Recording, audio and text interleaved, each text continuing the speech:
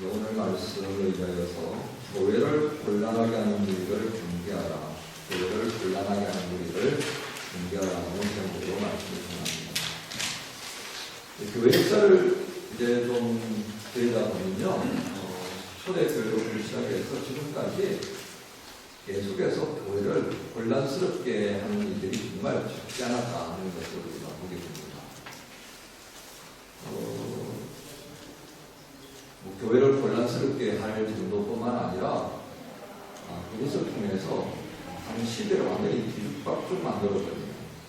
심지어 어떨 때는 전쟁도 일으키게 만드는 그런 어려움들을 볼 수가 있습니다. 네. 그 교회사 안에는 그러한 악한 자들의 계획들을 또 하나님께서 어떻게 막으시고 그들을 또 망하게 하시는가 하는 것도 우리가 볼 수 있습니다.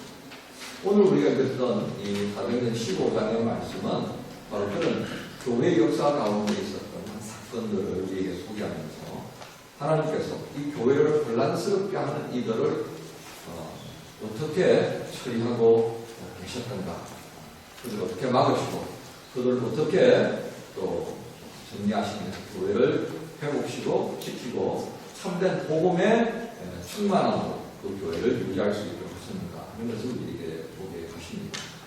오늘 말씀의 내용들을 가지고 하나씩 우리가 살펴봅니다. 첫 번째는 오늘 이 안디옥을 포함해서 몇몇 교회들 혼란스럽게 하는 사람들이 누군가라고 하는 것을 봅니다.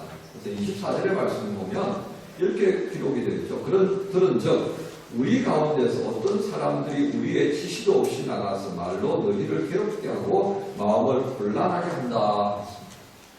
다르게 표현하면 자신의 생각대로 일하는 사람들이 있다는 거죠. 예루살렘 교회는 사도들이 있었습니다. 베드로를 위시하여서 주님의 십자가 사건, 부활, 생천 이 모든 것들을 경험하면서 소위 말하는 사도행전 2장의 성령의 임재를 경험했던 그런 사도의 권위를 가지고 있는 이들이 있었다는 겁니다. 그들이 의하여서 양육이 되어지고 그들에 의해서 직분이 세워지고 그들에 의해서 파송받는 이런 상황들이 소위 말하는 지금까지의 정상적인 모습이었었습니다. 그런데 이제 디아스포라의 과정을 거치면서 많은 사람들이 이제 흩어지기 시작했던 거죠. 그래서 안디옥에 교회가 세워지는 것처럼 곳곳에 교회가 세워지니까 이 열심히 푹치민 몇몇 사람들이 이제 나가서 자기들의 생각을 따라 뭔가를 전하기 시작했다 하는 것입니다. 자, 그런데 이들이 어떤 사람들이었는지 그들이 가르치는 게 도대체 무엇이었느냐면 예수 십자가를 믿는 믿음으로 구원받는 그게 핵심이 아니었습니다. 그것에 대하여서 반드시 이것이 있어야 된다 가르치는 겁니다. 그게 뭐냐니까 바로 율법이었습니다. 그러니까 이방인 그리스도인들에게 너희가 유대에서 예루살렘에서 신앙생활하던 우리와 똑같이 되기 위해서 부족함이 많아. 그럼 어떻게 하면 되는데요? 그랬더니 율법을 행해야 돼. 율법을 가르치기 시작한 겁니다. 그래서 복음 플러스 율법이 되어야지 너희가 온전한 구원을 얻는 거야. 야, 이러니까 지금 혼란에 빠진 겁니다. 이거 도대체 어떻게 되는 거야? 그래서 안디옥 교회가 혼란에 빠졌다는 겁니다. 바로 이들의 정체성을 사도들은 뭐라고 정의했습니까? 그들은 우리하고 아무런 상관이 없는 사람들이다. 이렇게 정의를 해요. 하지만 이들의 열심 때문에 교회는 어떤 어려움에 처했습니까? 안디옥 교회는 혼란에 빠졌습니다. 우리는 이 장면을 통해서 한 가지 중요한 것을 알게 됩니다. 열심만 있고 훈련받지 못하면 우리가 이전에 가지고 있던 지식들, 경험들이 도구가 되어져서 하나님께서 원하시는 복음과는 상관없는 다른 것을 전하는 상황으로 빠져들게 되더라는 겁니다. 그래서 그것이 오히려 교회를 혼란스럽게 만들고 믿음에 서야 될 사람들을 오히려 흔들어서 믿음의 뿌리가 들어가지 못하도록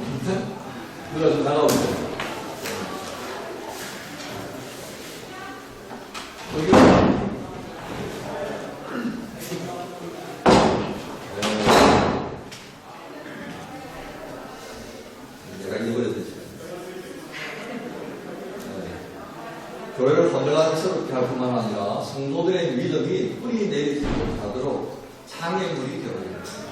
그래서 교회에서 말씀으로 인하여서 은혜를 받고 난 다음에 말씀의 훈련과 함께 자신의 신앙 속에 말씀을 가지고 적용하는 구체적인 과정들이 매우 중요하다 하는 것을 보게 됩니다. 그렇지 않고 열심만 가지고 하면 어떻게 된다고요? 네, 좌충우돌해서 소위 말하는 혼란스러움만 더해지는 그런 어려움이 나타날 수 있다는 것을 오늘 우리에게 보여준다 하겠습니다. 자, 이렇게 이제 안디옥을 포함한 이방 교회들의 혼란한 상황을 듣고 예루살렘 교회가 이 문제를 어떻게 풀어가는가 하는 것을 22절에 우리에게 보여줍니다. 22절에 어떻게 되어 있죠? 이에 사도와 장로와 온 교회가 그 중에서 사람들을 택하여 바울과 바나바와 함께 안디옥으로 보내기를 결정했다는 겁니다. 교회는 어떻게 했다는 겁니까? 오늘 본문 속에 기도라는 단어가 없는데 목사님 기도라는 단어를 말씀하십니까? 이야기를 할 수 있겠습니다만 초대교회가 어떤 문제에 직면할 때마다 늘 우리에게 보여주는 공통점은 그들이 마음을 모으는 과정들을 먼저 했습니다.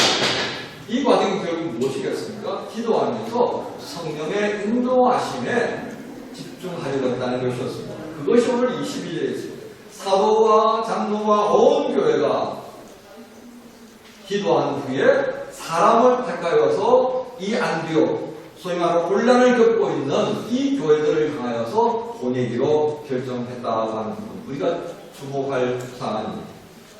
우리는 이 장면을 통하여서 교회가 어려움에 직면했을 때 그 어려움을 해결하기 위해서 어떻게 해야 하는가를 우리가 볼 수가 있습니다.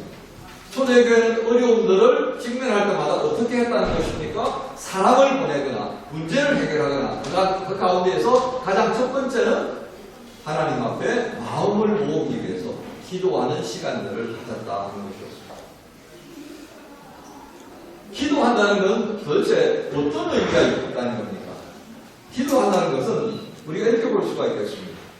문제의 실체를 보고 주님 안에서 함께 해결하기 한다는 겁니다. 어떤 한 문제가 있으면요, 사실은 우리가 허둥지둥하면서 그 문제가 왜 일어나게 되었는가 실체를 보지 못하고 그 문제가 초래하는 상황들만 계속해서 터치할 때가 있습니다. 그러면 이 문제가 해결이 안 돼요. 중학교 때 수학을 잘못 배우면 이게 고등학교 때 해결이 안 되고요. 그죠? 고등학교 때 수학 문제가 해결이 안 되면 수능이 실패한다는 거죠. 그럼 어떻게 해야 돼요? 할 수 없어요. 중학교 때 수학을 다시 돌아가서 배워야죠. 제 친구 중에 공고를 나오는 친구가 있는데 어느 날 저희는 예교고사 이제 말년 기회였습니다. 중학교 수학 해설책을 사다가요 1학년부터 3학년까지 계속 있더라고요. 너 지금 뭐하냐 그랬더니 내가 중학교 때 수학을 못 배우고 산수만 배워가지고 이게 내가 도무지 이해가 안 되니까 어떻게 할 수가 없다. 그래서 나는 중학교 1학년 수학 에센스부터 찾아서 읽는 거야. 그 말을 들으니까 그게 맞는 말이다. 그죠? 마찬가지입니다. 우리로 하여금 허둥지둥하게 만들면 이 문제의 본질은 못 보고 계속해서 현상만 탑재하면서 그 피로가 가중되는 겁니다. 그러나 오늘 예루살렘 교회는 어떻게 문제를 풀어간다고요? 하나님께 먼저 묻는 겁니다. 그 말은 문제의 본질을 보려고 했다는 겁니다. 그래서 그 하나님께서 주시는 방법을 따라서 사람을 택하여 보내는 장면들을 우리에게 보여줍니다. 예루살렘 교회는 이 원칙을 계속해서 우리에게 보여주고 있습니다. 형제들을 위로하고 바른 신앙을 가질 수 있기 위하여서 그들이 택했던 이 모습, 오늘 현대의 신앙생활하는 우리 성도들, 교회가 주목해야 할 부분이라 되겠습니다. 자, 이제 이렇게 해서 안디옥 교회를 향해 파송되어진 바울과 바나바 그리고 함께하는 동료들을 통하여서 예루살렘 교회는 이제 너희가 어떻게 해야 할 것인가를 아주 명쾌하게 전달하라고 제시합니다. 그것은 세 가지였다 하겠습니다. 첫 번째는 성령을 의지하는 것과 그 다음에 우상과 관련되어 있는 우상의 제물과 피와 목매어 죽인 것과 음행을 멀리하는 것입니다. 그리고 세 번째는 스스로 삼가는 성도의 삶에 대해서 강조합니다. 여러분, 바울과 바나바 일행들이 이 예루살렘 교회가 당부했던 이 세 가지 가운데서 첫 번째, 성령에 관하여서 얘기하는 바가 어떤 의미겠습니까? 28절에 보면 성령과 우리는 이 욕이라는 것들 외에는 아무 짐도 너희에게 지우지 아니하는 것이 옳은 줄 알았느니라고 말합니다. 여러분, 여기 28절에서 성령과 우리가 함께 거론되고 있다는 것을 주목하십시오. 우리는 여기에서 지금까지 이 안디옥 교회와 소아시아 교회를 혼란스럽게 하는 사람들의 모습 속에 무엇을 보았습니까? 자기 열심을 가진 사람들이었다는 겁니다. 자기 생각을 가지고 증거하는 사람들이었다는 겁니다. 그러나 오늘 예루살렘 교회로부터 파송된 이들은 무엇을 가지고 증거한다는 것입니까? 성령입니다. 성령의 근거 두고 성령의 파송을 받아서 그리고 예루살렘 교회가 합심하여 파송을 받은 우리는 이 성령과 함께 너희들에게 중요한 것, 가장 중요한 것 이것 외에는 가르치지 않는다라고 하는 것을 말하면서 그 우선권을 어디에 두고 있습니까? 우리 생각이 아니라 성령으로부터 기인된 것에서 근거하여 여러분들에게 전합니다라고 말합니다. 그래서 교회를 혼란스럽게 했던 그들 무리와 다른 차원에서의 접근들을 우리에게 보여주고 있습니다. 이게 참 중요합니다. 여러분, 문제를 해결하는 데 있어서 어떻게 하는 것이 중요하다고요? 예, 교회가 기도하는 것이고요. 그 다음에 뭐예요? 또 다른 나의 생각을 가지고 가는 게 아니라 이게 옳다고 하는 것이 아니라 성령께서 우리와 함께 하시고 그 성령께서 제시하는 것을 가지고 여러분들에게 나아갑니다. 라고 하는 것입니다. 그렇게 하면서 그 다음 단계로 주어지는 우상의 제물, 피로 그 다음에 웅매어 죽인 것을 멀리하고 음행을 멀리하는 것은 어떤 의미겠습니까? 이것이 우리에게 지금 이 21세기 살아가는 우리에게 주시는 의미가 무엇인가 좀 주목해서 살펴볼 필요가 있겠습니다. 첫 번째, 우상의 제물입니다. 우상 숭배는 이 만몬이즘의 전형적인 형태입니다. 돈을 숭배하는 것. 또 이 만몬이즘은 무엇으로 연결되어 있느냐면 샤머니즘으로 그대로 연결되어 있습니다. 기복신앙입니다. 철저하게 신을 내 마음대로 주물러서 신의 마음을 잘 간지러 두어가지고 내게 복을 안 주면 안 되도록 만들겠다라고. 이게 뭐가 빠졌어요, 여기 여러분? 시편 1편에 복을 만드는 사람에 대한 말씀이 있는데요. 내가 복을 만드는 것이 아니라 우상이 나에게 복을 주도록 만드는 성경의 말씀과는 완전히 위배되는 것임을 우리가 레위기의 말씀이 왜 우리에게 주어져 있습니까? 하나님은 거룩하시고 그 거룩하신 하나님과 함께하기 위해서 우리 또한 구별된 삶을 살지 않으면 이미 하나님께서 택하신 백성들에게 주시려고 했던 그 복을 못 누린다는 것입니다.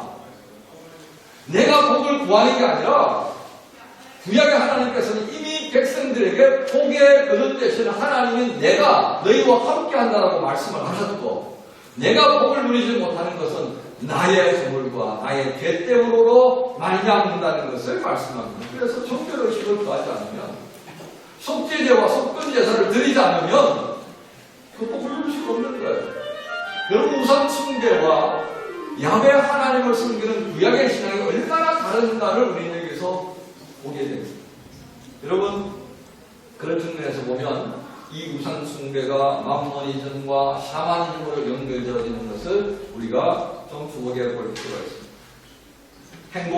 모든 행복이 물질적인 풍요로부터 온다라고 하는 그 생각, 나를 바꾸려고 하는 생각은 전혀 없이 복만을 누리고 행복만 추구하겠다라고 하는 이 모습들은 오늘 우리 현대인에게서 만모니즘, 샤머니즘으로 자리 잡고 있는 것을 봅니다. 여러분, 설마 아시겠죠? 이 21세기에 무슨 샤먼입니까? 놀랍게도요, 학력의 높고 낮음, 지위의 높고 낮음을 떠나서요, 정말 많은 사람들이 때가 되면 법사를 불러다가 부설하고 있다는 사실을 여러분 알아야 합니다. 때가 되면요, 길이를 택하기 위해서 찾아갑니다. 이사를 해야 되는데 언제 하는 게 좋을까요? 결혼을 해야 하는데 언제가 좋겠습니까? 개업을 해야 하는데 언제가 좋습니까? 라고 묻습니다. 날이 좋지 않으면 비행기도 안 타야 되고요. 날이 안 좋으면요, 자동차로 멀리 여행도 안 가야 된단 말이에요. 어떤 사람들은 구조대 몸에 지는 거예요. 어떤 사람은 몸에 특별한 글자를 새기하는 것을 우리가 봅니다. 예수 믿는다고 하는 사람들은 또 어떻게 하는 줄 아십니까? 예언의 능력이 있는 사람들에 대한 소문이 퍼져갑니다. 어느 기도원에 있다 그러면 그렇게 몰려가서 기도 받으려고 해요. 여러분, 그것은 샤만이 아니냐는 겁니다. 그래가지고 그것은 철저하게 샤만적 행위라는 것을 우리가 알아야 합니다. 오늘 우리 시대에 벌어지고 있는 이 모습들. 고대는 이 우상 숭배가 또 뭐로 연결되어졌느냐 하면 음행과 연결됩니다. 바알 신하에게 제사 드리는 그 제의 행위 자체는 풍요를 비는 의식입니다. 그 풍요를 비는 의식은 마지막에 성적 파티로 이어졌습니다. 구약 성경에서는 이러한 장면을 보면서 음행이라고 지적합니다.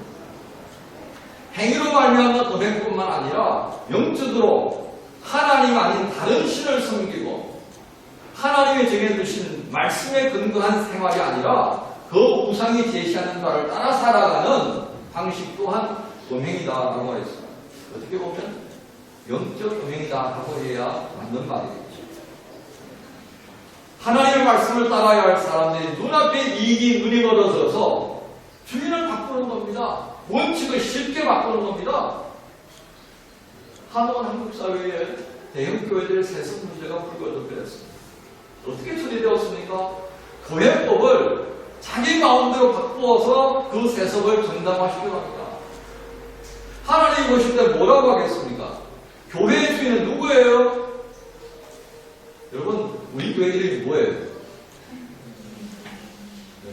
하나님 보시면 그 다음에 뭐예요? 주님의 교회. 누가 주인이라는 거예요? 주님입니다. 목사도 아니고 제집도 아니고 여러분도 아니에요. 누가요? 주님이 주인인데 주인 대신은 주님의 생각과는 아는 것 없이 사람들 스스로 법을 만들고 사람들 스스로 자그마한 이익에 눈이 멀어져서 이렇게 하고 저렇게 행하는 그 모든 것들이 뭐라는 얘기입니까?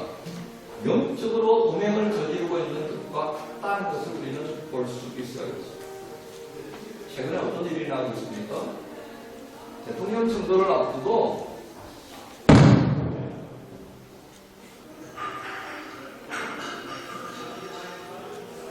사람들은 이쪽 편도 들고 저쪽 편도 드는 그런 형태로 성명서를 발표합니다. 생각 많은 사람들끼리 그룹을 지어서 나는 이 후보 지지할래, 나는 저 후보 지지할래. 거기다 교회 이름을 갖다 붙이고 목사님 왜 그게 안 됩니까? 라고 할 수도 있겠습니다. 각자의 정치적 성향이 다르기 때문에 그 성향을 따라서 이렇게 지지하고 저렇게 지지할 수 있지 않겠습니까? 예. 어찌 보면 맞는 말이고 어찌 보면 다릅니다. 어찌 보면 틀리다는 그 말은 성경이 우리에게 그렇게 하지 말라고 하는 것입니다. 여러분, 하나 기본적인 질문을 할까요? 예수님께서 공산당을 위해서 죽으셨을까요? 안 죽으셨을까요? 너무 말이 어렵나요? 주님이 공산당을 사랑하실까 안 사랑하실까 이렇게 물어보면 어떨까요? 주님께서요, 사랑하시는 모든 사람은 공산당도요, 민주주의자들도요, 사회주의자도요, 그리고 우리가 싫어하는 그 이상한 사람들까지 다 포함하신다고요. 나는 의유성이만을 위해서 십자가에 달릴 거야. 그렇지 않으셨단 말이죠. 나는 목사들만을 위해서 다 십자가에 달릴 거야. 그렇게 않으셨습니다. 이 땅의 모든 생명입니다. 하나님의 땅에 만드신 모든 피조물들을 회복하고 창조세계 아름다움을 다시금 우리에게 감당케 하시도록 우리를 부르시기 위해서 하나님 아버지와 다시 정상적인 관계를 맺게 하기 위해서 그렇게 십자가에 달리셨는데 지금 교회는 어떻게 하고 있어요? 목회자는 어떻게 하고 있어요? 성도라고 하는 사람들이 어떻게 하고 있어요? 표를 갈라서 나는 이쪽으로 너는 저쪽으로 가고 있단 말이에요. 누구 종이에요? 스스로 하나님의 종이라고 하는 사람들이 그리스도의 몸이라고 하는 교회들이 주인의 뜻과는 상관없이 이러니 저리 몰려다니고 있는 이 모습, 여러분 이게 바로 교회를 혼란스럽게 하고요. 그들이 음행을 저지르면서 함께하는 사람들에게까지 이것이 옳다라고 음행을 조장하고 있는 모습과 다르지 않다는 것을 우리가 알아요. 악해도 너무 악합니다.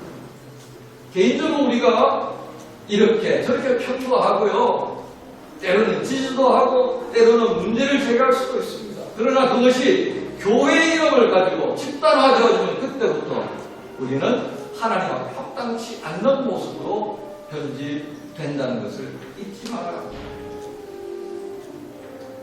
교회를 혼란하게 하는 것이 단지 진리를 거슬려서 하는 것뿐만 아니라 교회를 망신스럽게 하는 것도 바로 교회를 혼란스럽게 하는 겁니다. 여러분, 세상 사람들이 교회를 향해서 뭐라고 보겠습니까? 아, 교회도 이익을 따라서 이렇게 저렇게 몰려다니는.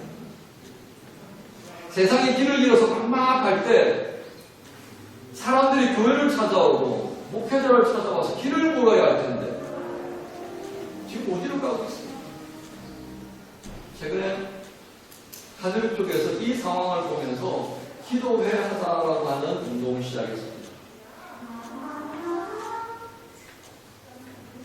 그거 보면서 참 생도 납니다.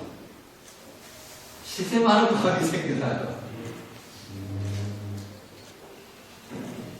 여러분, 우리의 눈에 보이지 않는 수많은 것들이 교회를 혼란스럽게 만들고 우리의 신앙 가치관을 흔들고 있다는 것을 볼 수 있어야 합니다. 특히 큰일을 앞두고 더더욱 이러한 것들을 인하여서 우리가 중심을 잡을 수 있어야겠습니다. 두 번째, 피가 목매어 죽인 것입니다. 이건 멀리하라 그러는데요. 이건 다른 말로 표현하면 생명 존중하라는 겁니다. 생명 존중. 내 생명은 귀하고 너의 생명은 그렇게 중요하지 않게 생각한다면 그건 주님 보실 때 합당치 않다고 말입니다. 피채 먹는다는 건요, 생식하는 거죠, 생식. 이게 구약시대에는 굉장히 자주 있는, 소위 말하는 전쟁하다가 배고프면 어떻게 합니까? 그냥 잡아서 먹는 거예요. 근데 왜 하나님께서는 이 피채 먹는 것 금지시켰고요, 목매어 죽이는 것 금지시켰을까요? 한국의 개를 도살할 때 어떻게 개 도살하는가 아시죠? 정말 끔찍하게 죽입니다. 서양 사람들이 톱축한 것으로 접근해보면 도무지 이해 안 되는 방식입니다. 서구에서 짐승을 도살할 때 그 원리는 어디서 온다고 보겠습니까? 유대적 사고입니다. 유대적 사고에서는 가축을 도살할 때 어떻게 하면 가장 덜 고통스럽게 죽이느냐는 관점이 있습니다. 그래서 이 뇌로 올라가는 가장 중요한 이 혈관을 절단해서 짐승을 죽입니다. 이게 제일 편하게 도살하는 방법이라고 합니다. 근데 이 이방 지역에는 어떻게 했냐면 이 고기 속에 피가 있으면 맛있다고 생각한 것 같아요. 그래서 잡아서 피를 빼지 않고 그대로 생도로 먹거나 그 피가 먹으면 고기를 가져가서 요리를 하는 방식을 취했다. 하나님 그걸 그만합니다. 피는 그 생명이고 피는 그 생명을 제가 움직이는 원동력이다. 그 생명의 소유자는 누구라는 얘기입니까? 하나님이다. 근데 그걸 하나님이 아닌 사람들이 임의로 행하는 것에 대해서 금지했습니다. 결국 오늘 바울과 바나바를 통하여서 이 안디옥을 포함한 소아시아의 기독교인들에게 강조하는 바가 뭐였습니까? 생명을 귀하게 여기라. 생명 존중에 대한 생각들이 이 편을 다르게 되면요 희미해집니다. 우리의 역사 속에 이 편 다르기로 인하여서 얼마나 많은 사람들이 정말 파리 목숨보다도 못하게 죽어갔던 것을 알고 있습니다. 그런 측면에서 보면 강대국들은 다 회개해야 돼요. 제국주의를 한 번이라도 행사했던 나라들은 다 회개해야 돼요. 그 제국주의의 과정에서 얼마나 많은 타민족들이 죽음을 당했던가 우리가 볼 수 있습니다. 비단 이 역사 속에서만 그렇습니까? 오늘 한국 사회에 노동 현장에서 일어나는 많은 젊은이들이 죽어갑니다. 얼마 전에도 엘리베이터 수리를 하다가 그냥 엘리베이터가 추락해서 죽죠. 암벽에 돌을 채취하다가 그냥 무너져서 죽어가요. 산업 현장에서 반투벨트가 돌아가는데 그거 중단시키고 해야 되는데 그거 중단시키면 생산성이 떨어지니까 그거 켜놓고 작업한단 말이죠. 해마다 일어나는 이 말도 안 되는 현장에서의 산업재. 그렇게 죽는 사람은 누구냐 이거예요. 그들이 가장이고 그들이 누구 집 아들이고 누구 집 딸 아니냐 말이에요. 그래서 경영자들에게 산업재해가 일어나서 생명이 상하게 되면 경영자 책임져야 된다고 했더니 그건 너무 무섭다고 말해요. 여러분 이거 굉장히 심각하게 봐야 될 내용들입니다. 사장님 생명은 아깝고 저 말단 현장 노동자의 생명은 아깝지 않다는 얘기입니다.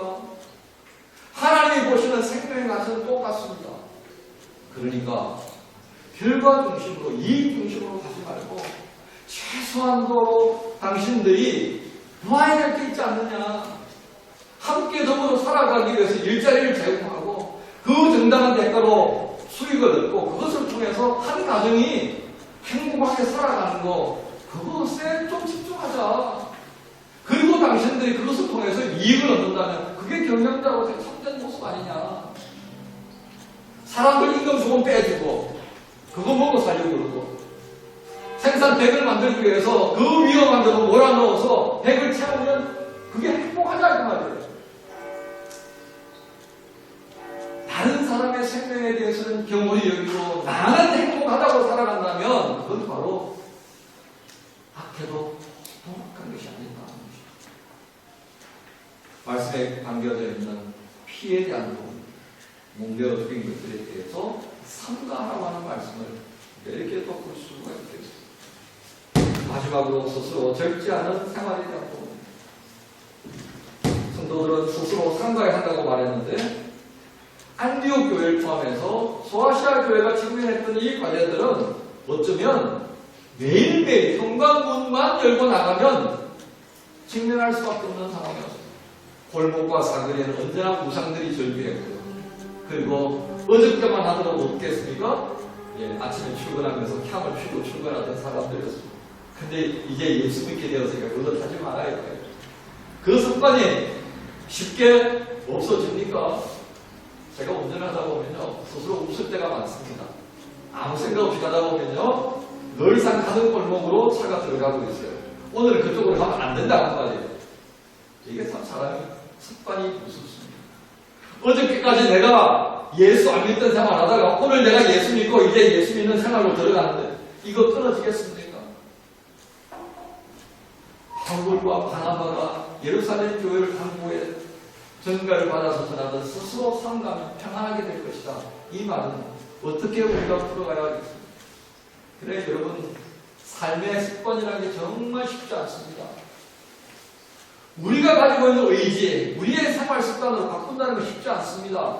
그래서 앞에서 무엇을 이야기했습니까? 성령과 우리는 이렇게 표현한 겁니다. 스스로 삼가는 것, 성령의 도우심 안에서 우리가 스스로 결단할 수밖에 없습니다. 교회가 여러분들에게 제시했던 이 방식들, 예루살렘에서 스스로 생각을 가지고 올라와서 스스로의 열심을 가지고 증거하는 이들은 여러분들에게 이렇게 하지 않으면 여러분들은 복음에서 세배될 것이고 구원에서 멀어질 것이다 라고 말했을 것입니다. 그러나 이제 나는 여러분들에게 이렇게 말합니다. 성령 안에서 그 모든 주시는 은혜를 되새김질하면서 이제 어떤 것이 참된 평안인지를 알았을 것입니다. 그 평안으로 가는 길을 지키십시오. 그 일은 스스로 성령 안에서 결단하는 것에 건강합니다. 곧 순종하는 신앙생활, 하나님의 말씀에 집중하는 생활들을 결단하라고 하는 것이었습니다. 오늘 말씀을 통하여서 우리는 안디옥 교회와 소아시아 교회들이 직면했던 어려움이 무엇인가를 볼 수 있었습니다. 이 어려움들은 오늘 21세기를 살아가는 우리도 함께 겪고 있는 문제들이라고 해도 많이 아닙니다. 자칫 잘못 보면 오늘 주변에 이루어지는 것들이 정상적인 것처럼 보일 때가 정말 많습니다. 왜? 다수가 그렇게 합니다. 아, 저게 정상이구나. 하지만 우리의 눈은 다수의 사람들이 보는 그 가치만으로 보는 것이 아니라 무엇에 근거해야 된다고요? 성령께서 보게 하시고 성령께서 깨닫게 하시는 것에 근거해야 합니다. 바로 그것을 우리가 잊어버리게 된다면 교회를 혼란스럽게 하기 위해서 그 시대에도 지금도 흔들고 있는 그 악한 자들의 손아귀에 놀아나는 교회가 되고 놀아나는 성도가 될 수밖에 없겠습니다. 사랑하는 많은 주님의 교회 지체 여러분, 저는 참 좋습니다. 젊다는 것은 어떤 의미가 있겠습니까? 오늘 알 수 있습니다. 교회를 혼란스럽게 하는 그 악한 자들에게 향해서 주의 말씀을 듣자 성령의 인도하심을 따라서 시대를 새롭게 만들어갈 수 있는 도전의 젊음이 여러분들에게 있다는 것을 오늘 말씀을 통해 우리에게 확인시켰습니다. 바울과 바나바와 그의 형제들이 안디옥과 소아시아로 흩어져서 교회의 가르침을 바르게 전하려고 하던 그 열정들을 보고 배우면서 여러분들이 장차 마주할 한국교회, 한국사회를 어떻게 감당해야 하는지, 곤란스러운지, 부채질하는 사람이 되는지 하는 것을 바로잡고 정말 하나님께서 기대하시는 교회로 만들어, 정말 하나님께서 기뻐하시는 사회로 만들어 갈 수 있습니다. 여러분들이 스스로 삼가는 것에 달려있다고 아니하겠습니다. 오늘 말씀을 통해서 우리에게 주시는 그 은혜를 마음에 담고 여러분 스스로 결단하셔서 주의 인도하심 앞에 순종하는 멋진 젊은이들로 이 새로운 시대를 감당할 수 있기를 원하시는 주님의 마음입니다.